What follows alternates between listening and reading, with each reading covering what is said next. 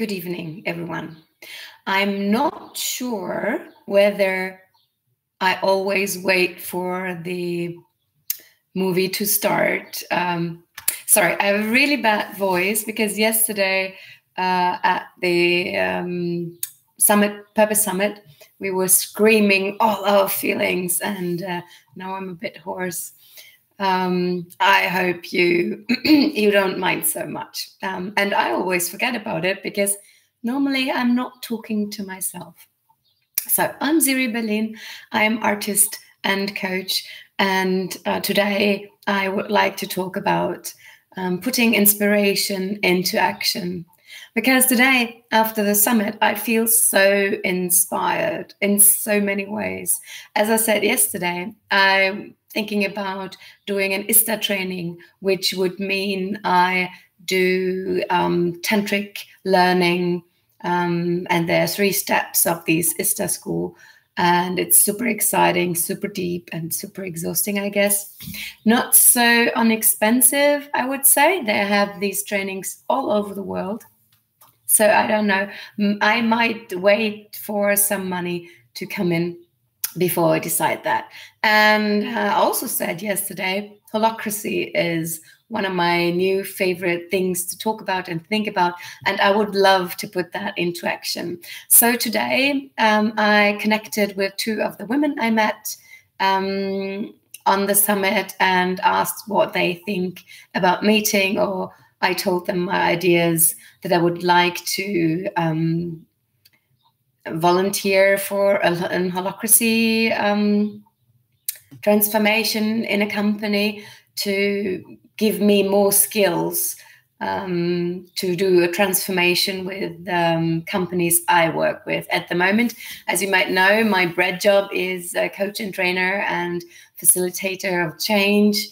And I work with insurance companies and I teach agile methods and Scrum.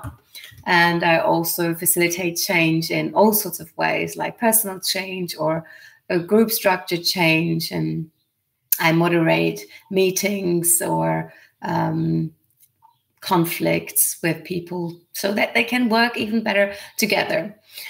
Yeah, so after such an inspiring meeting, it's always not so easy to put everything in order and not to be overwhelmed by all the ideas you have. So I decided this morning in my morning pages, which is my time of my self-reflection every day, that I would like to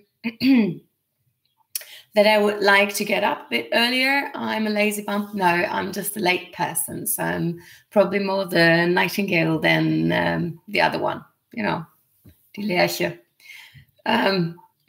Ja, und trotzdem, I thought that I get up a bit earlier so I can work a little bit more structured, probably get up finally at 8, putting my alarm clock on 7:30, which is not too bad, I think. But anyways, and I also want to take time to do my household duties, of course, but not too much. So I always thought having an orderly apartment is less important than, you know, my goals in life. And I committed myself today, actually this morning, in a forum for illustrators, that I will finish my expose for our children's book on Friday and send it at least to 1 publisher. I'm not 100% sure whether this takes place. I just got another critique from a friend who read the book, and before she got the book, she said, yeah, but maybe you don't want another critique because that all confuses you after a while.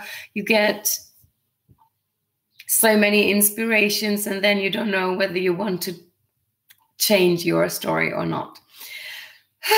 And getting critique is always not so easy. So now I need to think about whether I want to change what she recommended. Of course, you know, orthography, grammar. I'm not the one who thoroughly looks at her texts. I definitely should do that before I send it to the publisher house. I already did some research for publisher houses, but this was already before the summit. So I think the best thing is to be just to start. Start with the first thing which comes into your head you really want to do, and not making plans for so long. I do like making plans or lists, and because I always feel I'm not doing enough. But this is also a reason why I do these videos, that I can see I have done something. It's my own self-reflection time, which I really, really like. So I talked today to my partner, and he was agreeing that he can finish 2 or 3 pictures for the picture book. And now this friend said, it's a nice book for grown-ups, but do you think it's really a book for children? Maybe I need another parent who reads it. I'm not sure. A friend of mine who is an author for books for young adults, and also he wrote a book for children recently, and he didn't say anything about that, so I should be fine, I guess. Not 100% sure. What I found out that I sometimes switch into English even while writing. That's a bit crazy. I should recognize what language I write, right? If this is just with talking, I can understand that it's difficult, but with writing, I don't know. So this morning I connected with people from the conference, and I sent out some reminder to a customer, but I still decided I'm not looking for proper jobs before July, before we come back from Linköping. We go to Sweden in the beginning of July. So what I did this morning was thinking about what's important for me and what do I want to commit to put all my inspiration into action for the next 4 weeks. For me, it's helpful to not to have such a long period where I commit myself to something. So 4 weeks sound perfect. So it would be morning pages and getting up early. For me, that, as I said, 8 o'clock. Not looking for jobs because that takes so much time. Unbelievable. I would like to go to live drawing once a week, not more often. Sometimes go 2 or 3 times a week because I feel it really betters my painting and drawing skills. But I want to put more time into drawing, so I committed myself to writing 4 hours a day, and it doesn't matter whether it's the expose, the children's book, or my artist book, which I'm writing on. And then I also want to start doing an animal series of watercolor drawings, paintings, to get more into the children's books topics. They have a lot of animals in them, and I normally don't paint animals or draw animals so much. And I would just think I do 1 animal a day, and we'll see whether this will be as nice as my 1 mermaid a day, which I did in the mermaid challenge actually, in May. Yeah. So these are my exciting news, how to put inspiration into action. I would like to hear from you what you do to stay in the inspiration. It's of course easy on the first day, but how do you do it to not lose the inspiration when you have decided on doing something or a little bit changing your life?